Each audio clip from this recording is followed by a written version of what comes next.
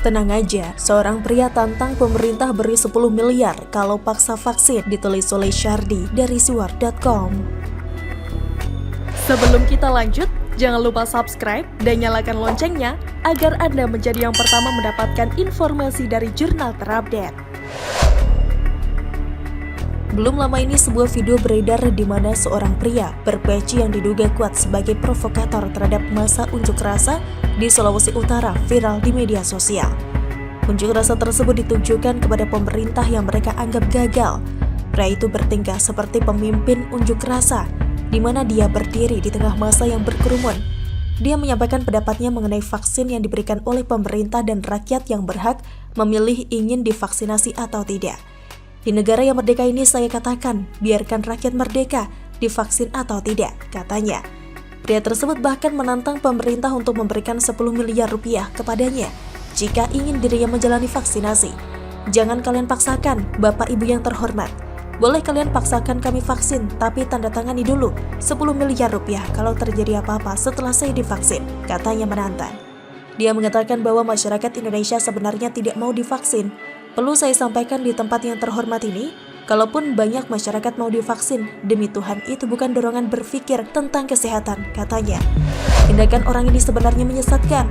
Kalau memang tidak mau divaksin, terserah, tapi jangan menghasut orang lain untuk berpikiran sama. Banyak yang tidak mau divaksin karena telanjur percaya dengan teori konspirasi sesat yang beredar luas.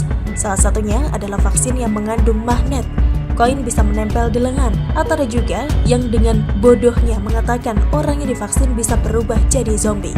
Ada yang mengatakan bahwa beberapa tahun mendatang, orang yang divaksin akan mati. Ada juga teori bodoh yang mengatakan vaksin adalah alat pemusnah manusia untuk mengurangi jumlah penduduk yang makin membludak di bumi ini. Dan lucunya, banyak yang percaya sehingga enggan divaksin. Yang membuat teori sesat seperti ini adalah orang yang tidak paham tentang teori dasar vaksin. Pandemi ini sudah bisa dipastikan akan panjang dan entah sampai kapan baru berakhir. COVID-19 ini beda dengan SARS yang sempat berhasil dihentikan. COVID-19 sudah menyebar di seluruh dunia dan akan terus ada dalam waktu lama. Hanya dengan vaksinlah pandemi ini punya harapan selesai. Herd immunity syaratnya. Kalau menurut logika pria tadi, setiap orang berhak memilih vaksin atau tidak. Tapi efeknya, contoh paling nyata adalah Amerika Serikat. Baru-baru ini Amerika Serikat kembali menghadapi tsunami COVID-19. Ini dikarenakan kasus baru hampir di sana menyentuh 200.000 per hari. Hanya beberapa bulan yang lalu Amerika Serikat mengalami sekitar 10.000 kasus sehari. Kasus COVID-19 Amerika Serikat memang sedang tinggi-tingginya. Ini akibat varian Delta yang masuk ke Amerika Serikat.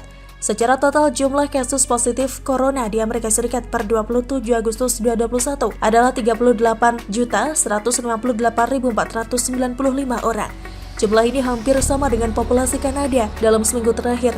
Rata-rata pasien positif corona bertambah 153.326 orang dalam sehari. Hal ini menimbulkan masalah baru yaitu pasokan oksigen menjadi kritis. Permintaan pasokan oksigen dan rumah sakit tidak berimbang. Banyak orang sekarat dan butuh oksigen. Ada alasan lain dibalik melonjaknya kasus COVID-19 di Amerika Serikat. Meski 52% populasi nasional sudah divaksinasi, namun kasus tinggi terutama di wilayah selatan Amerika Serikat karena banyaknya warga yang tidak mau disuntik vaksin. Amerika Serikat sendiri tidak mewajibkan rakyatnya divaksin. Jadi sudah paham kan kalau vaksin itu penting, bukan hanya melindungi diri sendiri dari ancaman kematian dan efek risiko berat dari virus, tapi juga menyumbang percepatan herd immunity agar kehidupan kembali bisa normal atau minimum mendekati normal. Jadi kalau tidak mau divaksin, terserah. Asalkan nanti jangan merepet kalau kemana-mana jadi sulit karena tidak ada bukti vaksin. Apalagi meminta 10 miliar rupiah, gila betul. Ini serius kritik pemerintah atau memang berniat jadi kaya mendadak dan menikah lagi? Pandemi ini sudah membuat banyak orang susah. Siapapun pasti ingin segera keluar dari jeratan pandemi ini dan beraktivitas seperti biasa. Jangan bikin provokasi dan hasutan yang menghambat kerja pemerintah. Jangan nanti kayak beberapa orang yang menolak vaksin tapi ketika sudah terinfeksi. Banyak kisah mereka yang menyesal dan semuanya sudah terlambat. Jangan banyak gaya dan sok hebat. Banding Habib Rizik ditolak, Indonesia aman untuk beberapa tahun ke depan, ditulis oleh Syardi dari siwar.com.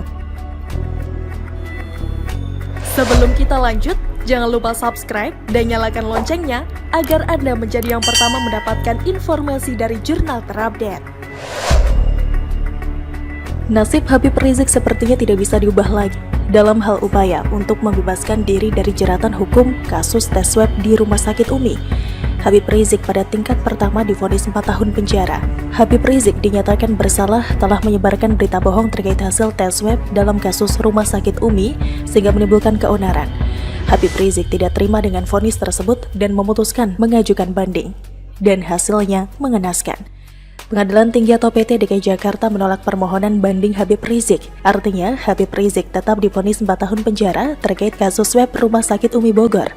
Perkara nomor 210 juga dikuatkan, di mana atas nama terdakwa Muhammad Habib Rizik bin Hussein Shihab alias Habib Muhammad Rizik Shihab dalam perkara di Pengadilan Tinggi nomor 210 Pidana Khusus tahun 2021 PT DKI di Pengadilan Negeri dijatuhi pidana penjara selama 4 tahun terus oleh Pengadilan Tinggi dikuatkan dengan putusan nomor 210 Pitsus tahun 2021 PT DKI, kata pejabat Humas PT DI Binsar Pamopo Pakpahan.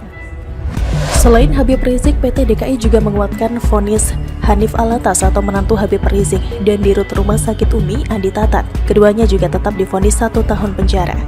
Nah, Habib Rizik masih memiliki jalan terakhir yaitu mengajukan kasasi ke MA. Habib Rizik mungkin akan mengambil jalan ini karena dia bukan Ahok yang ketika divonis 2 tahun penjara tidak pernah mengajukan banding. Habib Rizik berbeda, Habib Rizik menakut dan tidak pernah mau terima kesalahannya sendiri. Tapi prediksi saya, hasilnya tetap tidak akan berubah. Habib Rizik hanya buang waktu dan tenaga untuk menyelamatkan dirinya sendiri. Jadi bisa dikatakan Habib Rizik akan menghabiskan hidupnya selama 4 tahun di penjara, yang artinya kita akan aman dan tidak akan mendengar adanya isu demo besar. Kalaupun ada, itu hanya demo kecil dari gerombolan pendukungnya yang tidak ada otak itu. Bisa jadi Pilpres 2024 nanti juga akan aman dari keributan dan cekcok yang tidak perlu.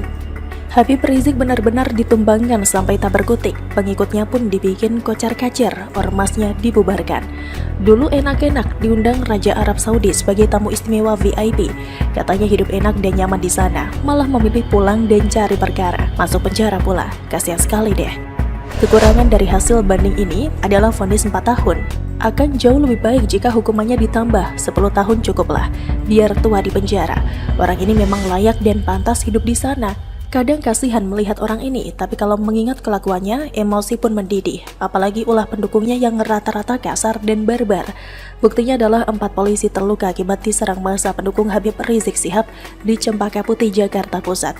Keempat polisi itu adalah Kabagops Polres Metro Jakarta Pusat AKBP Guntur, Kasat Intel, dan 2 anggota Sabhara Polda Metro Jaya.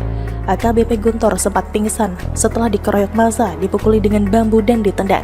Kasat Intel Polres Jakpus mengalami luka akibat dipukul helm. Lalu 2 anggota Sabhara Polda Metro Jaya terluka akibat terkena lemparan batu.